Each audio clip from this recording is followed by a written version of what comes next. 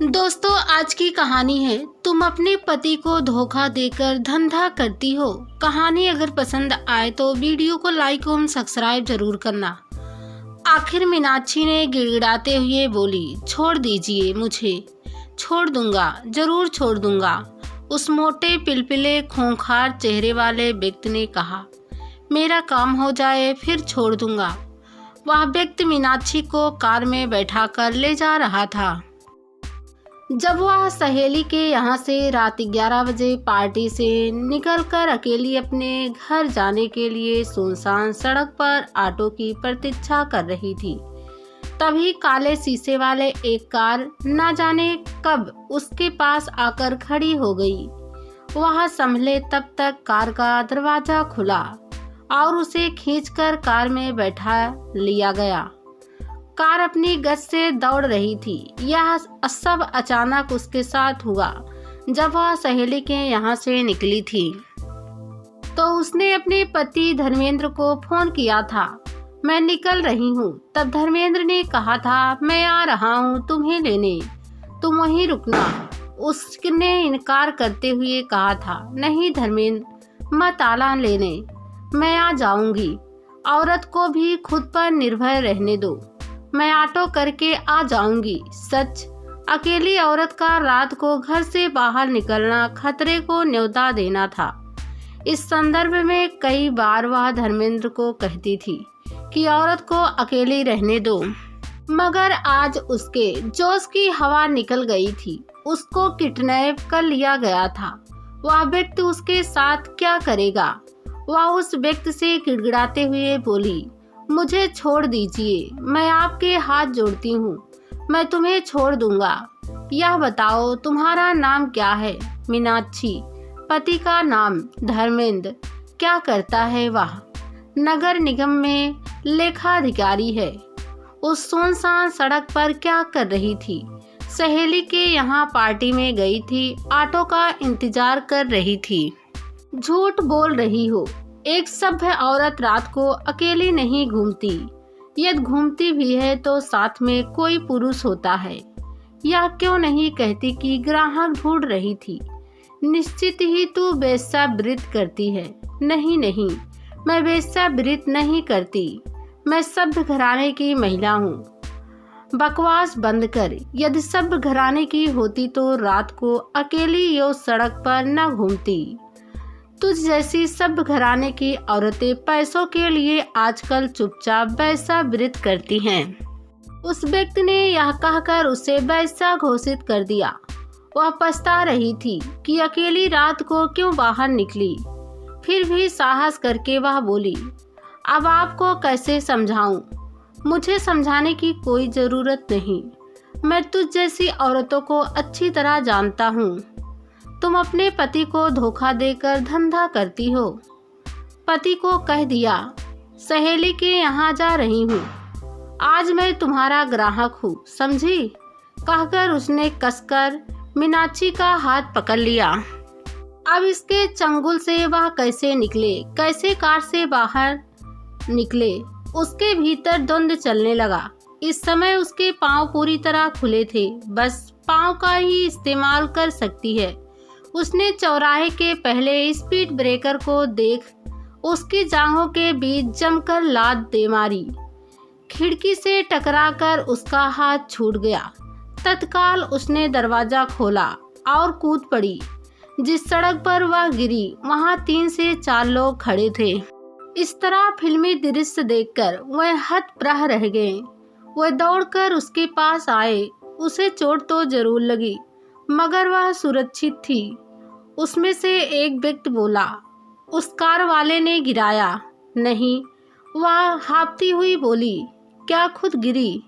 दूसरे व्यक्ति ने पूछा। हाँ, कहकर उसने केवल सिर हिलाया। मगर क्यों गिरी? तीसरे ने पूछा। उस व्यक्ति ने मेरा किडनैप किया था। कहाँ से किया? चौथे व्यक्ति ने पूछा। आजाद चौक से। उसने उत्तर देकर सड़क की तरफ उस ओर देखा कि कहीं कार पलटकर तो नहीं आ रही है। उसे तसल्ली हो गई कि कार चली गई है। तब उसने राहत की सांस ली, मगर उस व्यक्ति ने तुम्हारा किडनैप क्यों किया? पहले व्यक्ति ने उसकी तरफ शरारत भरी नजरों से देखा। उसकी आंखों में वासना झलक रही थी।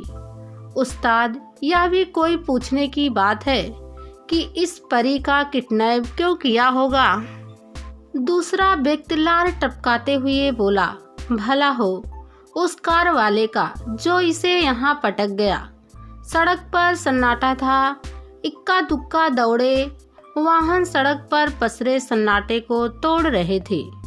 उसने देखा कि वह उन चारों के बीच घिर गई है। इनकी नीयत भी ठीक नहीं लगती। यदि इन्होंने भी वही हरकत की तो सोचकर वह सिहर उठी। कहाँ रहती हो? तीसरे व्यक्ति ने पूछा। अरे बेवकूफ, कार वाले ने हमारे लिए फेंका है और तू पूछ रहा है कहाँ रहती हो? चौथे ने तीसरे को डांटते हुए कहा, अरे या तो हम चारों की द्रौपदी है। चलो ले चलो। वह समझ गई उनकी नीयत में खोट है। एक गुंडे से उसने पिंड छुड़ाया, अब 4 गुंडों के बीच फंस गई है। यहाँ से निकलना मुश्किल है।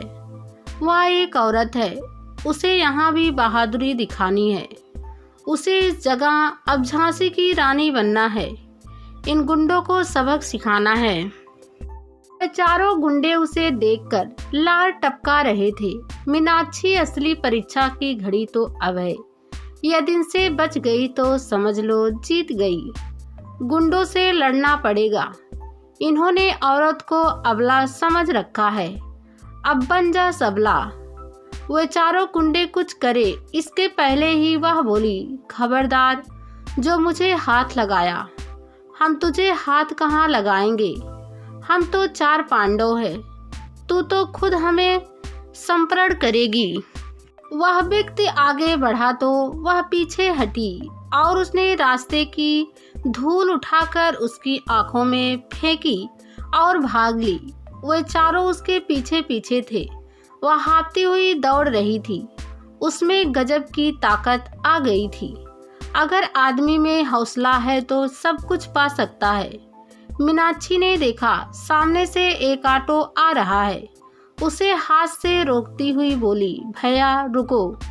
ऑटो वाला जब तक रुके तब तक वे बहुत पास आ चुके थे, मगर तब तक वह भी ऑटो में बैठ चुकी थी। ऑटो वाले ने भी मौके की नजाकत देखते हुए तेज रफ्तार से ऑटो बढ़ा दिया। 1 मिनट, यदि ऑटो लेट हो जाता तो वे गुंडे उसे पकड़ चुके होते। वे थोड़ी देर तक ऑटो के साथ दौड़ते रहे, मगर थक कर चूर हो गए। अब ऑटो उनकी पहुंच से दूर हो चुका था। उसने राहत की सांस ली। ऑटो वाला बोला, किधर जाना है? आजाद चौक तक। बहुत बहुत धन्यवाद भैया, आपने मेरी जान बचा ली। लेकिन वे लोग कौन थे? मुझे नहीं मालूम कौन लोग थे वे सब। घबराती हुई मीनाक्षी कहते कहते चुप हो गई। उसने सोचा ऑटो वाला कहीं और ना ले जाए। आगे मीनाक्षी असलियत बताकर अपने को गिराना नहीं चाहती थी। ऑटो सड़क पर दौड़ रहा था। अब उनके भी सन्नाटा पसरा हुआ था। वह उसकी हर गतिविधि पर नजर रखे हुए थी। उसके भीतर एक दहशत भी थी। ऑटो में अकेली बैठी है। एक एक मिनट 1-1 घंटे के बराबर लग रहा था। चेहरे पर भय की रेखाएं थी, मगर वह उसे बाहर लाकर अपने को कमजोर नहीं दिखाना चाहती थी। अतः उसका बंगला आ गया। उसने ऑटो रुकवाया। ड्राइवर से किराया पूछा, 50 रुपये। ड्राइवर के कहने के साथ ही उसने पर्स में से 50 का नोट निकाल कर दे दिया। फिर उसे धन्यवाद दिया और भागकर भीतर पहुंच गई। धर्मेंद्र बोले, बहुत देर कर दी।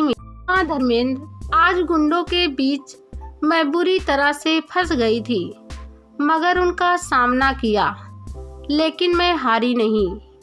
यह कहते समय उसके चेहरे पर संतोष के भाव थे। धर्मेंद्र घबरा गए और बिना रुके एकदम बोल पड़े, झूठ बोल रही हो तुम। गुंडों से क्या मुकाबला करोगी? इतना ताकत है एक औरत में। ताकत थी तभी तो सामना किया, कहकर उसने संक्षिप्त में सारी कहानी धर्मेंद्र को सुना दी। धर्मेंद्र आश्वस्त हो गए और उसे अपनी बाहों में भर लिया।